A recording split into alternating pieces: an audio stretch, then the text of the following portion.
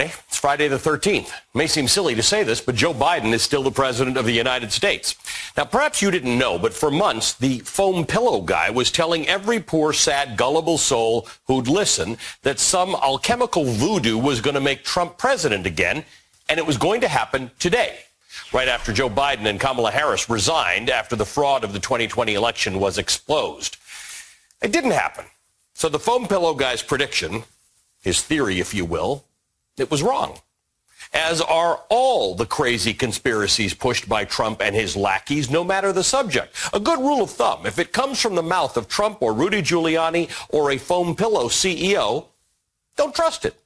Seems obvious, but sadly, too many of your fellow Americans do trust what those hacks say, and it's gotten so bad that even some non-conspiracy theorist Republicans cannot convince their base of the truth anymore.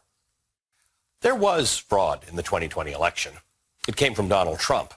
He's the one who demanded that state election officials, quote, find enough votes to change the results in states that he lost. He's the one who pushed the Justice Department to question the election results. He's the one who told the big lie over and over and over again. And as we have been documenting over the last several months, Republicans are legislating off that lie, disenfranchising voters as punishment for making their voices heard. The constant disinformation has infected and degraded every single Republican, and millions of regular unaffiliated Americans too. It's seeping into all aspects of our lives. When I tweeted that we'd be talking about this, some of you asked, why would we cover the lies and rantings of unhinged conspiracy theorists? Here's why. Because it's killing Americans and it's wrecking our democracy, yours as much as everyone else's. The election lies, the COVID lies, the economic lies. The lies are hurting us as a nation. They weaken us. They divide us more effectively than any foreign adversary could ever hope to do. Blocking people from voting makes the country lesser. Terrorizing people, threatening them with violence, or worse, carrying that violence out, makes this country lesser. And that's where we are today. Lies about a stolen election are what led to the Capitol riot, and officials are now worried about another attack. Just today, the Department of Homeland Security issued a new national terrorism advisory warning, quote, through the remainder of 2021, racially or ethnically motivated violent extremists and anti-government, anti-authority violent extremists will remain a national threat priority for the United States. According to the report, law enforcement is most concerned about continued and non-specific calls for violence that are based on, quote, conspiracy theories on perceived election fraud and alleged reinstatement and responses to anticipated restrictions relating to the increasing COVID cases. You know who gets briefed on DHS reports like these?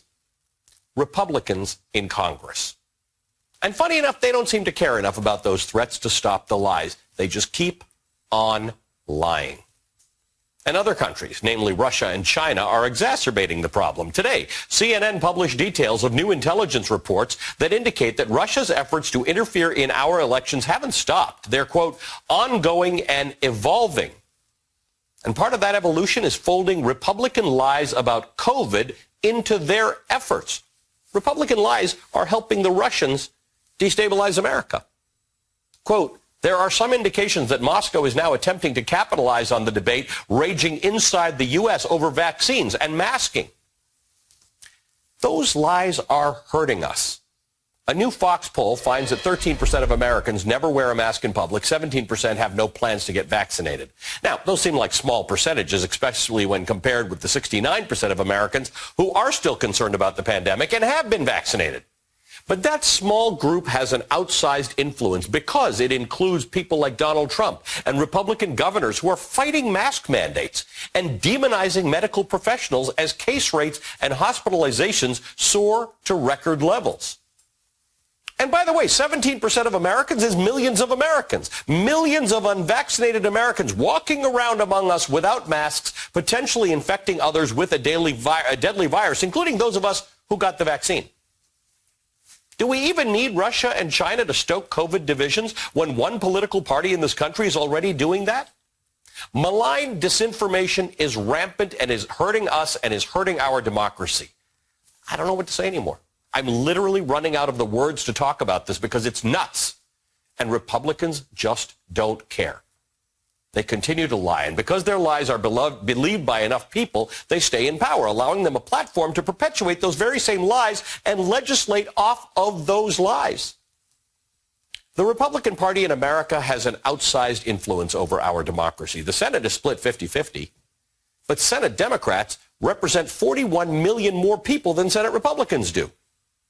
In the census data that we saw this week, we saw that the white population is declining for the first time in history in America, while the number of multiracial Americans have more than doubled, people who identify as being of more than one race.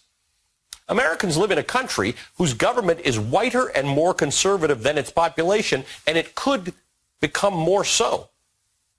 And instead of changing their policies or appealing to new demographics, Republicans just lie. They lie to instill fear and mistrust. They lie to keep people on their side. And here's the thing, the lies do work. And as such, they have consequences.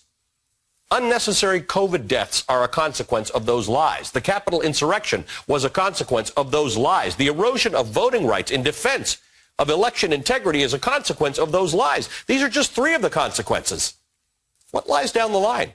What do we do about it? Us, those of us who don't believe the lies, who believe that Joe Biden won and that the vaccine works, and we don't get our political prognostications from a foam pillow salesman.